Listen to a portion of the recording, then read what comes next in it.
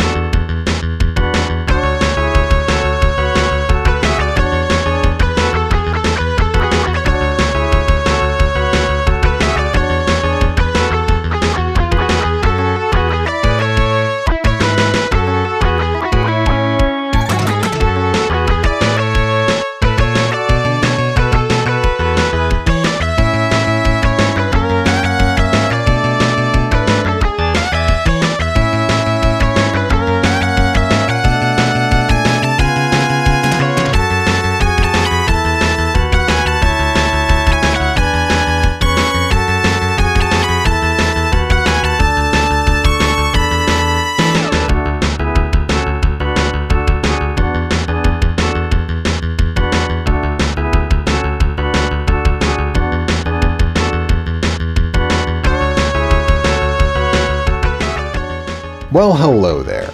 I'm Joe, this is Same Name Different Game, and welcome back to the Capcom chronology. If you missed our first two episodes, we focused on Capcom's emergence and their early days publishing games in the arcades and on the NES and Famicom. This month, we'll be looking at their move to the fourth generation. So let's get right into it with a little history on Capcom's transition to the fourth generation and their continued arcade success. After Capcom's first internally developed home efforts, Commando and Trojan, Capcom actually released Commando before Trojan on the NES. Sorry about that. They moved full swing into developing for the NES, forming a close relationship with Nintendo that would last until the age of the N64. They would release Mega Man in 1987, their first game designed from the ground up for the home market. When all was said and done, Nintendo's breakout console treated Capcom very well, scoring them 4 million-selling titles in Commando, Ghosts and Goblins, and Mega Man's 2 and 3, as well as a great reputation for adapting their arcade hits into home games, better suited for replayability than Munching Quarters, with titles like Bionic Commando.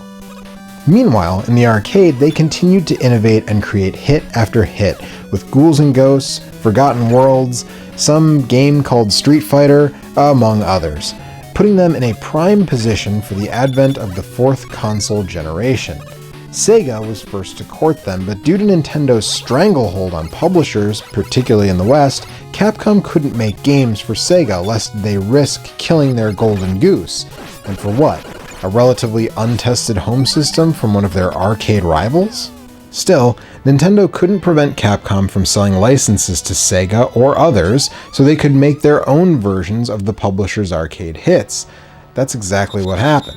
Sega gave the Genesis a great early push with the help of Strider, Forgotten Worlds, and Ghouls and Ghosts, the last of which was one of Sonic creator Yuji Naka's early programming efforts. NEC and Hudson had a similar deal for the PC Engine, but when it came to publishing, Capcom knew which side their bread was buttered on. Capcom was on board with Nintendo's follow-up to the Nintendo Entertainment System, the very creatively named Super Nintendo Entertainment System, from Jump Street. One of the earliest 16-bit playground war bragging points was the release of Capcom's arcade juggernaut Final Fight to the SNES as a very early title. Of course, that port is severely compromised, lacking a two-player mode, missing stages, and even absent a playable character.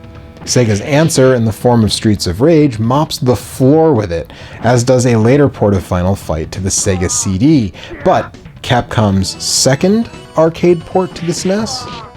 Well, that's a different story. And we will get there. But first, let's jump back to the arcades.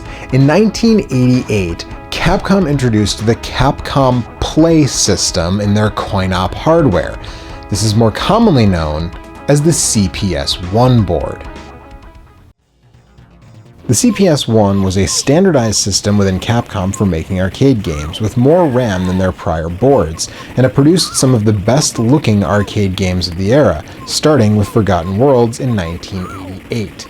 When all was said and done, the system saw 33 releases, and though it was surpassed by the CPS-2 in 1993, it continued to be used until 1995, and was home to some of Capcom's most memorable arcade games, including Street Fighter II, Strider, The Punisher, and more.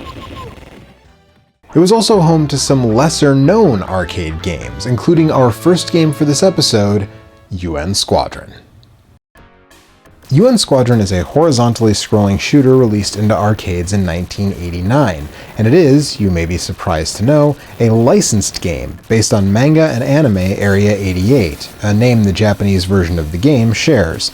And while the name was changed in the US, little else was, including the characters and their names. UN Squadron is a fairly straightforward shoot-'em-up, though games like this based in semi-realistic modern settings were pretty rare. Space was still big in the late 80s. The project was directed by Yoshiki Okamoto, who would go on to be a high-level producer at Capcom, working on projects from Resident Evil to Capcom vs. SNK 2 to even a few Zelda games, as he joined Capcom's spin-off Flagship before leaving Capcom completely to start Game Republic. Noritaka Funamizu, often credited in the old days of Japanese developers using pseudonyms as Pooh, also worked on this game as a planner, and he would go on to do design work for numerous Capcom classics, including the Street Fighter Alpha series, before moving into a role as a producer as well, producing a litany of games before departing Capcom in 2004 to start Framemeister, who you may know for the Fire Emblem Fates games, as well as the Gundam Breaker series. The last person I want to highlight who worked on this game is Manami Matsumae, who did the music. Now, you're almost certainly familiar with her other work, whether that's in classic games like Mega Man 2 and Final Fight, or more recent ones like Mega Man 10 and Shovel Knight. UN Squadron supports 2 players and allows those players to select from 3 characters: Shin, Mickey, and Greg, each of whom fly a different plane with different stats.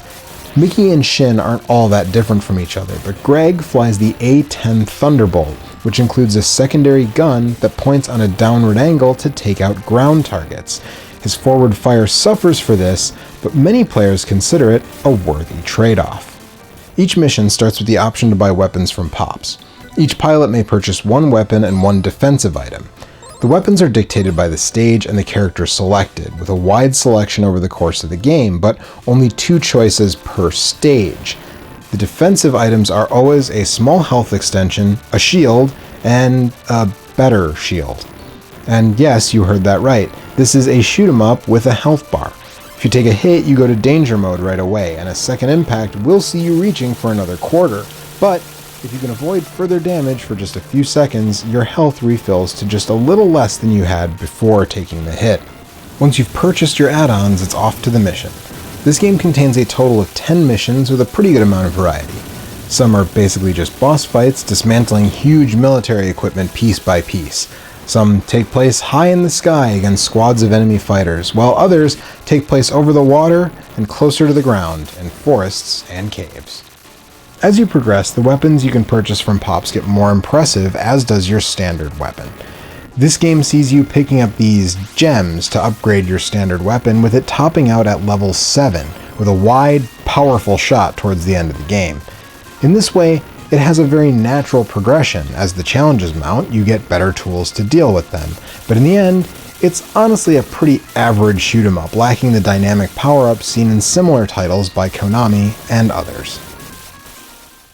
Don't get me wrong, the game is fun. The controls are tight, the levels are varied, but unless you are a nut for the genre, and you may have noticed I am, you may not find a ton to love in the arcade version. However, as I alluded to earlier, UN Squadron was the second arcade port, and in fact the second game overall that Capcom released on the Super NES. This version came just a month after the system's launch here in North America, in September of 1991. In broad strokes, the Super NES game is the same basic title as the arcade game, though as with Final Fight, the two-player option was scrapped by Capcom. Still, there's a lot of stuff going on here that differentiates it from its arcade inspiration, and much of it has to do with shopping. Yes, shopping. You see, this version doesn't tie each pilot to a particular plane. All 3 pilots now begin with a plane known as the Crusader, and once you visit Pops before the first mission, you'll see that you can now purchase a suite of planes to battle, as well as many of the same weapons, but now that selection isn't dependent on the stage, and you're no longer limited to just one per mission. It's your plane that dictates which weapons you can use. Buying planes was actually a system the developers wanted in the arcade game, but lacked the memory on the CPS-1 to pull off. In a 1991 retrospective on the CPS-1 hardware with Gamist magazine, Capcom's Takashi Shono said, "Our early designs called for 9 different player ships. Your pilot would be able to buy different ships at the shop in mid-game. The protagonist of the original Area 88 manga buys and trades different planes, and we really liked the idea. Unfortunately, this too was abandoned due to memory limitations." The weapon selection remains mostly true to the arcade, but there are some changes. The arcade game has 2 versions of the homing missile, the bomb, the bullpup, and the napalm, as well as a couple of weapons in the Big Boy Bomb and the ring laser that didn't make it to the Super NES at all. The upgraded versions of the standard weapons aren't a big deal, but it is odd that they removed a couple unique weapons. Also, in the arcade version, the gun pod fires at a downward angle, while in the SNES version it fires up. Finally, the 3-way laser is only available as a pickup in the arcade game and cannot be purchased. And it's around this point that the home game's differences really have an impact. Setting out with the Crusader, you'll realize that it can only carry 3 of the available weapons. To get more, you'll need a new plane, but do you go for a cheaper one to make the grind easier, or do you just keep saving for that $1 million Ifrit, which can carry every weapon in the game and has a main gun that can be leveled up higher than any other plane? Some folks will buy the Thunderbolt for the downward cannon. Others will grab the Tiger Shark right away just for the more balanced weapon selection. It's fun to figure out what works for you, and since choosing your pilot doesn't impact your plane, you'll need to figure out which one of them you want to use too.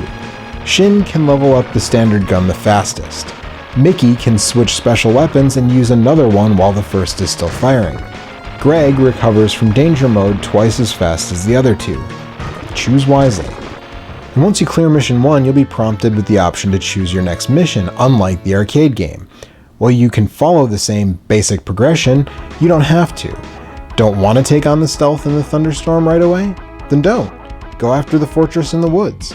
But be warned, if any of the moving enemies on the map get to Area 88, you'll be forced to take on those stages until they're beaten. And in this version, that can be a bit harder, as when you die in the home game, you get sent back to the map screen. Coupled with just 3 lives and 3 continues, makes this one a lot harder than the coin-op.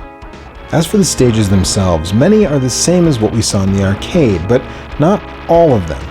Here there are 2 water stages, a moving submarine that's just a boss fight, and a different stage with the battleship Minx as a boss. In the arcade version, both of these fights are in Mission 8. The arcade version also has a canyon stage at Mission 5 that is completely different from the Super NES game's later canyon stage, and has a totally different boss. The Super NES adds another high-flying stage as you scramble against another enemy squadron. I'm not going to cover every single stage difference, but big changes come towards the end. There's a cave in both games, but as with the canyon in the Super NES game, it must be one of your last 3 stages, and it's much harder than the Mission 6 equivalent in the arcade game, particularly the boss, which is only vulnerable from underneath in the Super Nintendo version. The second to last stage in the arcade game, by contrast, is a pretty straightforward boss rush, and the final arcade stage is just the enemy's ultimate weapon, where the final stage of the SNES game is a lengthy affair before facing down the ultimate weapon. Finally, the SNES game adds bonus stages, which can be very helpful when grinding the money to get that Ifrit. Trucks move around the map, and if you choose one, you'll strafe an enemy supply convoy. Destroy it, net yourself 20 grand. The Japanese version of the arcade game features a different bonus stage where you have to shoot bombs off of a passenger airliner, but for some reason it was cut in the US release. Not a huge deal since money isn't nearly as important in the arcade. The Super NES game follows Capcom's formula of making changes to better suit the strengths of home systems, something that Final Fight did not do. And audiovisually, it stands toe-to-toe with the arcade hardware, so let's do like we always do, and take a look and a listen side by side.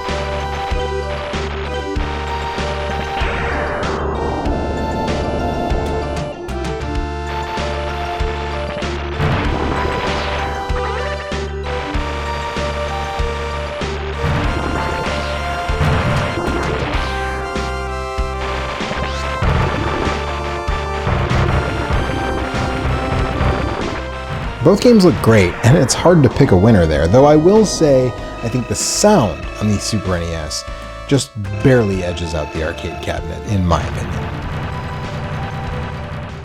And that makes it time to give the edge, and I gotta say Capcom really did enough to set this version apart on home systems to make it my pick. But like I said, if you are a fan of the genre, you should check out the coin-op as well. You're probably going to need to load it up in something like MAME. As for the Super Nintendo version, it used to be really cheap. I think I got my copy for like $2, but that was about 15 years ago. Now you can expect to pay between $20 and $30, and most of that is because the license prevents it from ever getting a re-release. So it goes. Now after this, Capcom would have one of the biggest hits they ever had. One of the biggest hits anybody in the history of video games ever had. And we will talk about that next month. I hope to see you then. Thanks for watching.